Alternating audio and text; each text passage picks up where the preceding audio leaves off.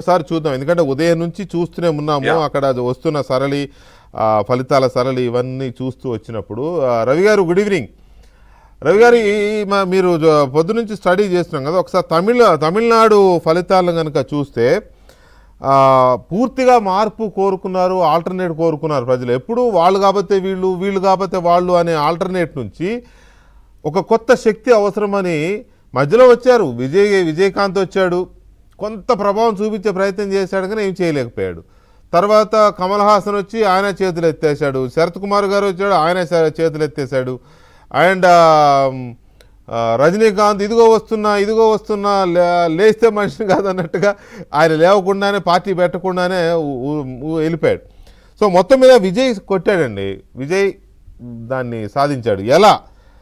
నేను మళ్ళీ చెప్తున్నా, ఓట్లు కొనడం కాదు కదా, ఓటు వేయండి అని అడిగేవాడు కూడా లేని పరిస్థితి ఆ పార్టీది తమిళనాడులో, కొన్ని 30-35 నియోజకవర్గాలు మినహాయిస్తే. సో ఇంతటి ఘన విజయం ఎలా సాధ్యమైంది? Good evening ఆలండి.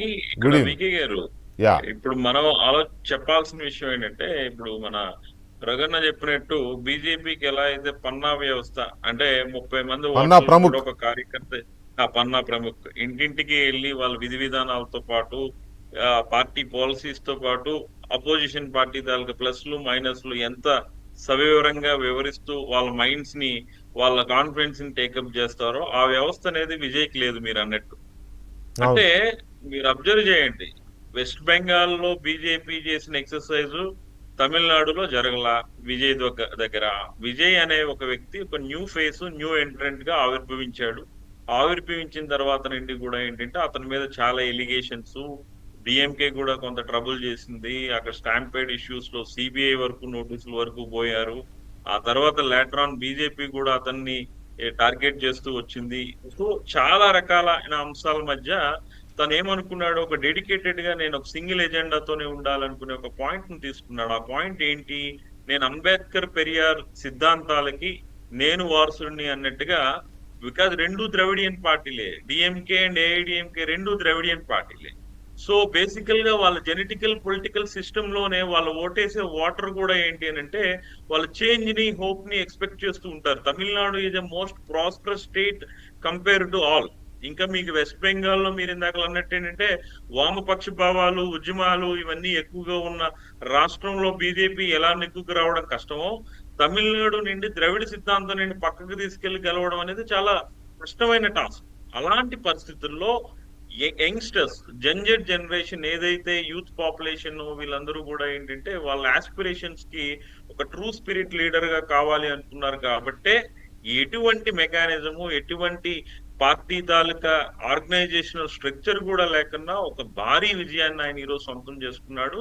రెండు, డబ్బు ప్రలోభాలు ఎలాంటి లేకన్నా కూడా ఓటర్లు ఓటేస్తారనేది గతంలో ఢిల్లీలో ఆమ్ ఆద్మీ పార్టీ కేజ్రీవాల్ గెలిచినప్పుడు మీరు అప్రిషియేట్ చేసాం, మనందరం అప్రిషియేట్ చేసాం. మళ్ళీ ఇప్పుడు విజయ్ తో మళ్ళీ అప్రిషియేట్ చేసే అవకాశం మనందరికీ కలిగింది. ఎందుకంటే దశాబ్దాలుగా జరుగుతున్న ఎలక్షన్స్ లో మనం మాట్లాడుకున్నదంతా మనీ మేనేజ్మెంట్, ఎలక్షన్ మేనేజ్మెంటే మాట్లాడాం కానీ ప్రజలు ఒక తీర్పుని కోరుకొని, ప్రజలు ఒక వాళ్ళ ఆలోచనల కోసం ఒక మంచి నాయకుడు వస్తాడు అని అంటే వాళ్ళని యాక్సెప్ట్ చేస్తారు అనడానికి ఈ రోజు తమిళనాడు ఎగ్జాంపుల్ అనేది మనం అందరం డెఫినెట్ గా ఇది చాలా చాలా గుడ్ ఎగ్జాంపుల్. ఇప్పటి వరకు ఏంటంటే ఎవరెన్ని చేసినా చివరికి డబ్బులు ఉన్నోడిదే అధికారంలే, డబ్బు ఉంటే తప్ప రాజకీయం చేయలేరులే, ఇలాంటి వాటి నుంచి ఒకటి బెంగాల్ని ప్రశాంత పీస్ వైపు తీసుకెళ్ళింది ఈ ఎలక్షన్.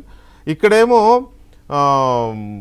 ఏమనొచ్చు దాన్ని, కొనుగోలు చేయని డెమోక్రసీ, ప్రజాస్వామ్యం అమ్ముడు పోదు అని నిరూపించే ఎలక్షన్ తమిళనాడుది.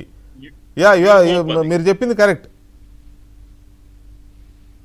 సో అదే తమిళనాడు అనేది ఇప్పుడు జరిగిన ఎలక్షన్ అనేది ఈ దశాబ్దాలుగా జరిగిన ఎలక్షన్ లో ఒక విలక్షణమైన ఎలక్షన్ గా మనం చూడాల్సిన అవసరమే.